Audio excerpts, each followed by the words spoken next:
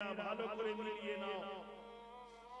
সন্তান যখন প্রসব হয় দেখবে তার পর দুটি এমনি করে মিষ্টি মারা থাকে।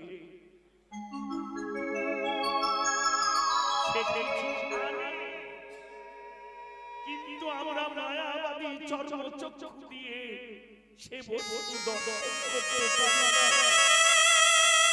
যখন তার পর দুটি খুলে যায় সে তখন কাঁদতে থাকে। আমরা মনে করি এবার বুঝি ছেলেটা। ওই জন্য শাস্ত্রে বললেন যেদিন এসেছিলে ভবে কেঁদেছিলে তুমি একা, এসেছিল সবে। তাহলে নিয়ে আসে ভাগ্য, আর নিয়ে কি যায়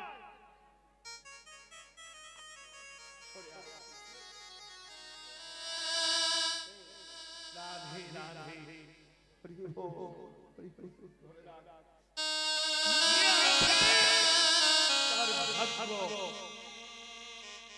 এবার এসেছ ভবে যেতে তো হবে।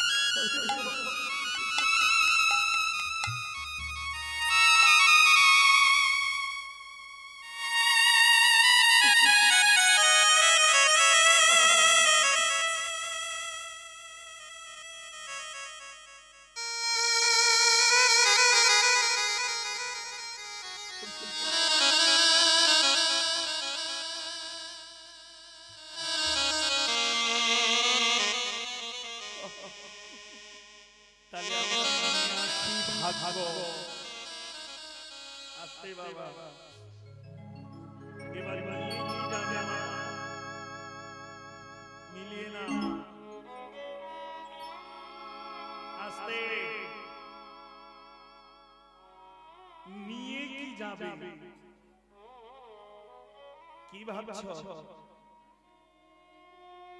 সুন্দরী নিয়ে বিয়ে করেছো, সে তোমার সঙ্গে যাবে?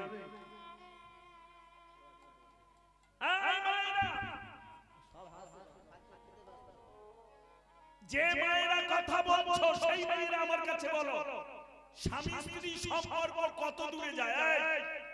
চলো বলো মা, কোন মা বলতে পারে? যে মা বলতে পারবে আমি 100 টাকা তাকে দিয়ে যাব।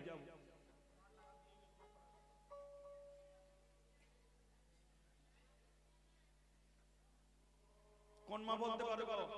ইউটিউব হচ্ছে, তোমার ছবি বিশ্ব জগৎ দেখবে মা। স্বামী স্ত্রী সম্পর্ক কত দূর যায়, কোন পর্যন্ত গিয়ে থেকে যায়, আর যেতে পারে না কোন পর্যন্ত? কোন মা বলতে পারে গো?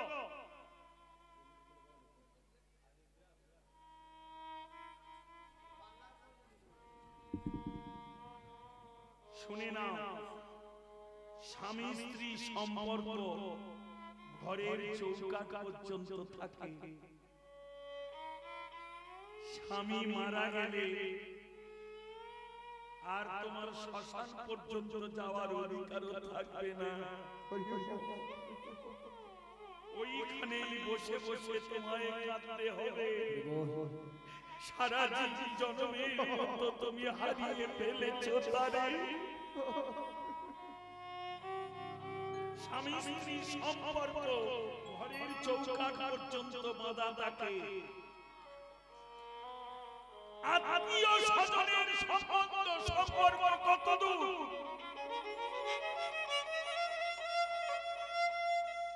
শ্মশান পর্যন্ত পৌঁছে দিয়ে তারা ফিরে আসে, আর কেউ থাকবে না মা। একজন তখন থাকে, কে সে? সন্তান ছেলে। মুখে আগুনটুকু দান করার জন্য দাঁড়িয়ে থাকে।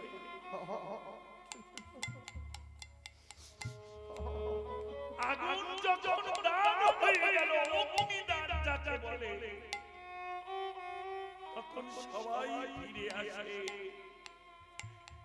মনুষ্য দেহটা অগ্নিকুণ্ডের মধ্যে তোমার দাউ দাউ করে পুড়বে বটে, কিন্তু সেই সময় একজন তোমার সাথে কে? অনেকে বলে আমি যাব আর আমার নাম যাবে। তুমি তো আর তোমার নাই, নাম যাবে কি করে ভাই? বেঁচে থাকতে নাম বললে না, নাম শুনলে না, শুধু বাদাম খেয়ে কাটিয়ে দিয়ে গেলে, গল্প করে বসে কাটালে, আর মরে গেলে নাম যাবে, ভাবছো কি করে?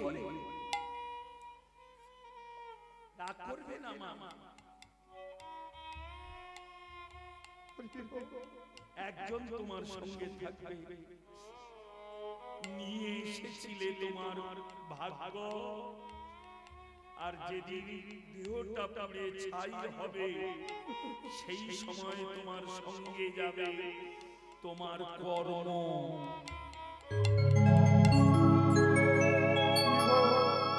কর্ম ছাড়া আর কেউ তোমার সঙ্গে থাকবে না। এই কর্ম অনুসারে তার আবার জন্ম নিতে হবে এই ধরা তলে। কে বলতে পারে কোন কুলে কোন কর্ম দোষে তুমি এসে আশ্রয় নেবে মা?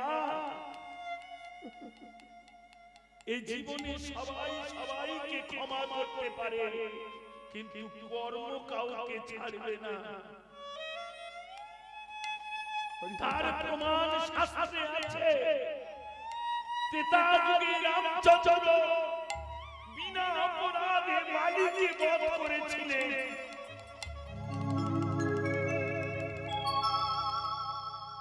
বালি পুত্র অঙ্গদ বলল, প্রভু একই কর্ম করলে তুমি না মর্যাদাশালী ভগবান, আমার পিতাকে বিনা অপরাধে কদলী বৃক্ষের আড়াল থেকে তীর বিদ্ধ করে নাশ করলে।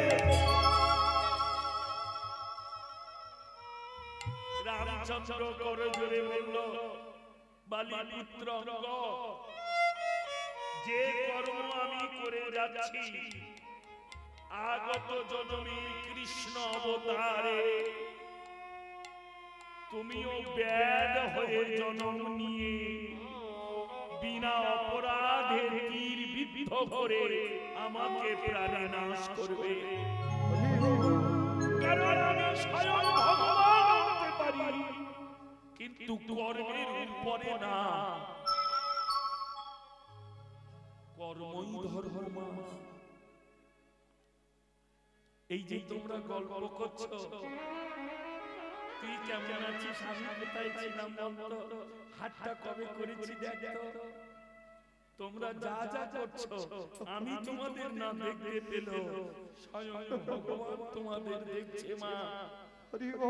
রাগ করবে না। এই জীবনে যত করবে চালাকি, পরেই বুঝবে তার জ্বালাকি।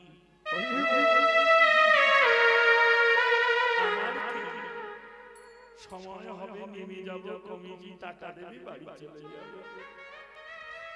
কারণ আমি আমার কর্ম করে যাচ্ছি, কিন্তু তুমি শুনতে এসে তোমার কর্ম তুমি করলে না মা। বিচার করে দেখলে না এই হরিবাসরটাকে আয়োজন করতে গিয়ে এই কমিটিকে কতজনের চরণ ধরে কাঁদতে হয়েছে,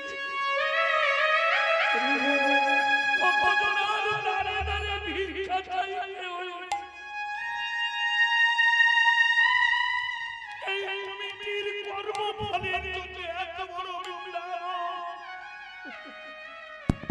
আপনাদের মতো সাধুগুরু বৈষ্ণবের আগমন হয়েছে।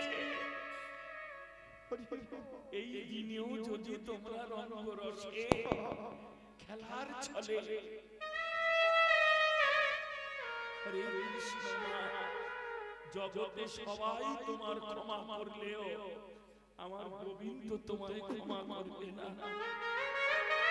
অপরাধী শ্যামা, রাগ করিস না, যেটা সত্য জানিয়ে দিলাম, করা না করা, ধরা না ধরা তোমাদের গর্ব। জীবনে যদি কারো সময় না থাকে, ঘরে যাও, খাও দাও, আনন্দ ফুর্তি করো, যেমন এসেছো তেমন চলে যাবে। কিন্তু ভেবে দেখো, মনুষ্য জন্ম আর কি হবে বাবা? শাস্ত্রে আছে, ভোরের বেলা অনেকে স্বপ্ন দেখে না, স্বপ্নে দেখে একটা বড় বিষধর সর্প আমার এসে কাটতে আসে। কেউ নয়, ওটাই তুমি। কারণ কোন জন্মে তুমি সর্প হয়ে জন্মেছিলে, সেই জন্মে কৃষ্ণ ভজন করবে বলে গোবিন্দের কাছে কেঁদেছিলে। এমন মনুষ্য দেহ তুমি আমায় দাও।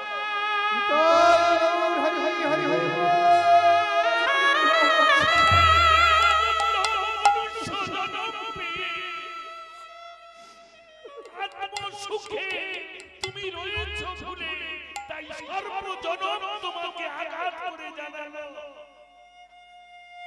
কি লাগি আইলি ভবে, কি ভালো তুমি যাবে সাথে, মিছে কেন ঘোরো আমার আমার করে দিবা রাতে।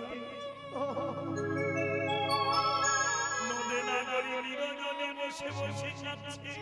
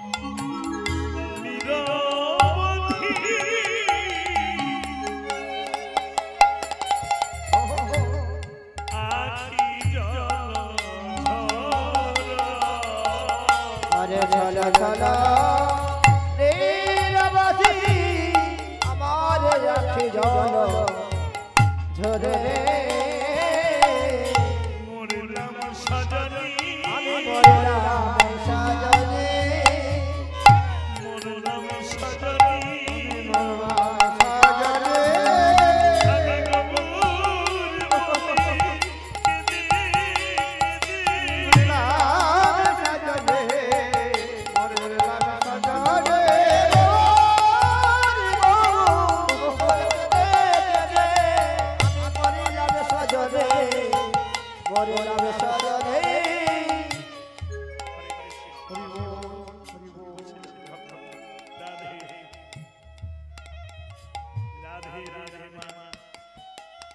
সত্যি কথা বলবে মা, একটা সত্যি কথা বলবে, কারণ মন জানে মা জানে বাপ আর মন জানে বাপ, তাই না? মা জানে বাপ আর মন জানে বাপ। হরে কৃষ্ণ হরি বল হরি বল রাধে রাধে। এই জিন্স প্যান্ট বোনগুলো, এই জিন্স প্যান্ট বোনগুলো, এই থাকবা তোমার পিছনে, আর যেন না দেখি।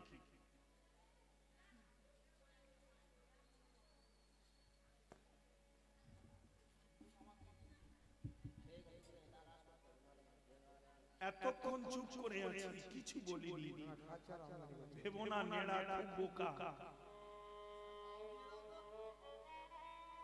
যার মাথায় চুল থাকে সেই জীবনে নেড়া হয়। রাগ করো না মা। কীর্তন ভালো যদি না লাগে কমিটি যা বলুক আমি শুনবো, বাইরে গিয়ে মোবাইল নিয়ে যা করার করো। তুমি নিজে জানো না তুমি কোন স্থানে এসে বসেছো। যা হরে কৃষ্ণ, আর বলবো না মা। হরি বল। আসলে কি জানিস, রামকৃষ্ণ পরমহংসদেব নরেনকে বলেছিল, ওরে নরেন তুই যে বুঝিস না সেটাও তুই বুঝিস না, যেদিন বুঝবি সেদিন কোন ভক্তের চরণ ধরে খুঁজবি। রবীন্দ্রনাথ ঠাকুর এইখানে লিখে গেল, যাহা দেখিবে ভাই উড়াইয়া দেখো তাই, পাইলেও পাইতে পারো অমূল্য রতন।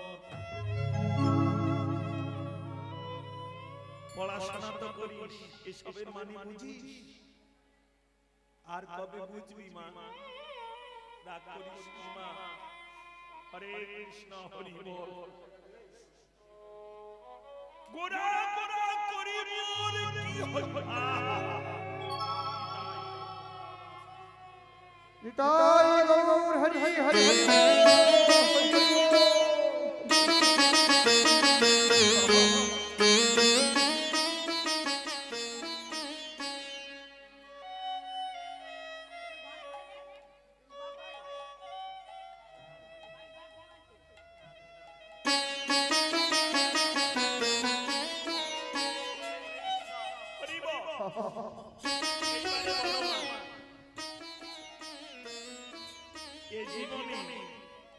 সবার জন্য কেঁদেছ,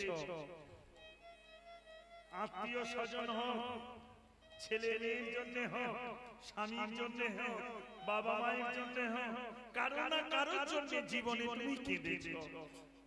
আমরা সবাই কেঁদেছি। সত্যি করে বলো তো, একদম সত্য করে বলবে, কোনদিন ভগবানের জন্য কেঁদেছ মা? কোনদিন এই মন্দিরে এসে ভগবানকে দর্শন করে জিজ্ঞাসা করেছো, ঠাকুর তুমি কেমন আছো?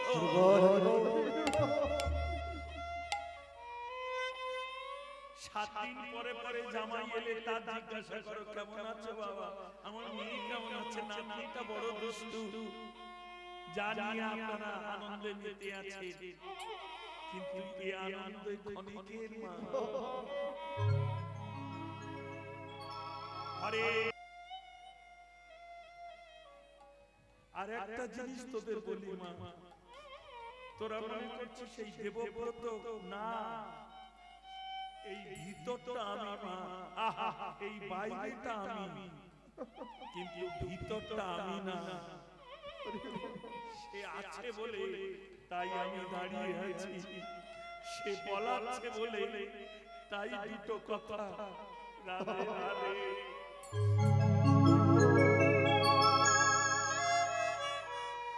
জন্য মান্নাদের একটা গান আছে না, কপটা চোখের জল ফেলেছো যে তুমি ভালোবাসবে তো। এ জীবনে প্রকৃত গোবিন্দের জন্য কজন কাঁদে, গোবিন্দের চরণে কাঁদে, কিন্তু আত্মসুখের জন্য আমার ছেলেটাকে ভালো করে দাও, নাতিটাকে চাকরি করে দাও, সবাই কাঁদে, কিন্তু কোনোদিন কেঁদে কেঁদে বলতে পারিনি গোবিন্দ তুমি সুখে থেকো, আমি ভালো আছি।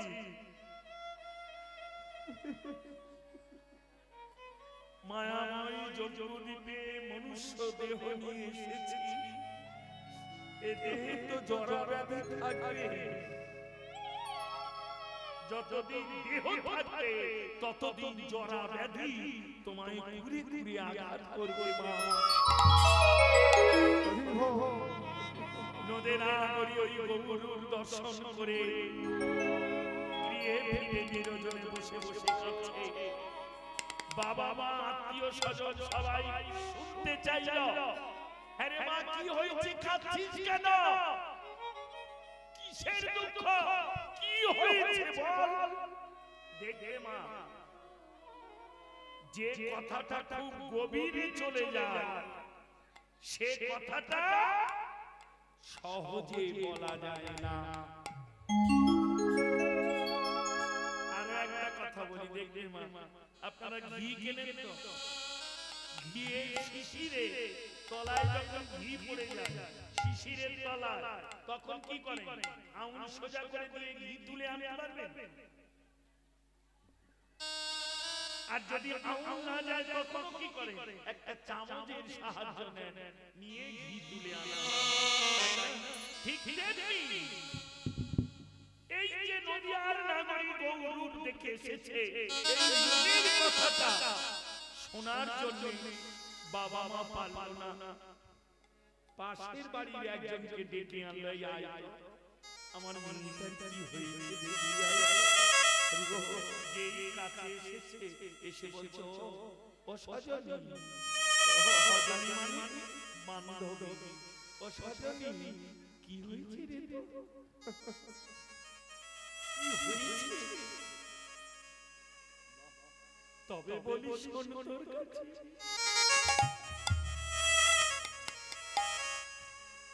গোনা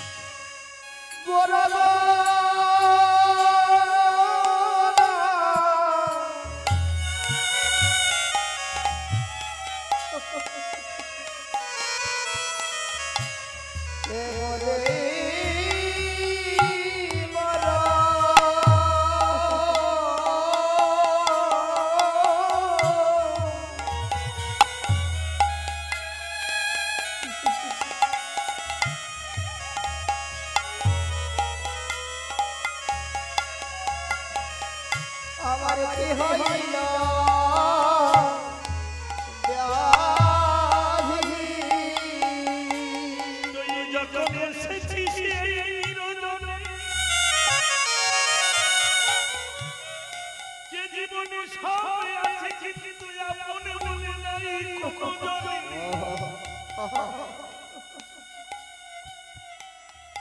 যার শনি দুটো গৌর কথা বলিব নিরজন কিন্তু এ আমার কি দশা হলো দেখ মনে হয় কোনো ব্যাধি হয়েছে গোনা গোনা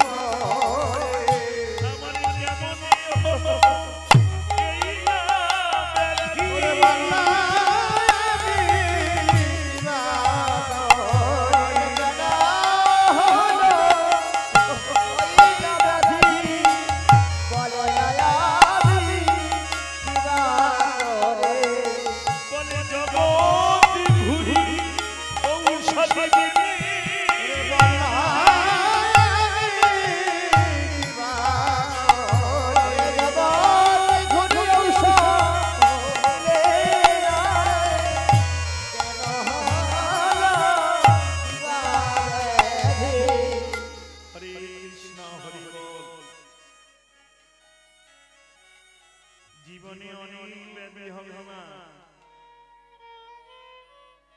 রাধে রাধে কিন্তু সেই ব্যাধি সেই জনমে পর জনমে এই ব্যাধি আর থাকবে না কি গো জীবনে অনেক ব্যাধি হবে অনেক ঔষধি খেলে সেরে যাবে আবার এমন ব্যাধি হবে ওই ব্যাধিতেই তোমাকে চলে যেতে হবে এই জন্মে ওই ব্যাধি শেষ কিন্তু এ আমার যে ব্যাধি হলো এর ব্যাধি ঔষধি মেনে না বললো কেন গৌর গৌর বলে যদি কারো ব্যাধি হয় সে যদি ভক্তের চরণ আশ্রয় গৌর কথা যদি শ্রবণ করে তার কি এ ব্যাধি যায় না কাঞ্চনার কথা শুনে গৌরী প্রিয়া বলে তারে গুরু কি পায় এই ব্যাধি যদি হয় কারো ঘরে এই ঘরে না এই ঘরে গুরু কি পায় এই ব্যাধি যদি হয় কারো ঘরে সে সাধু গুরু সঙ্গ করার পরে তার ব্যাধি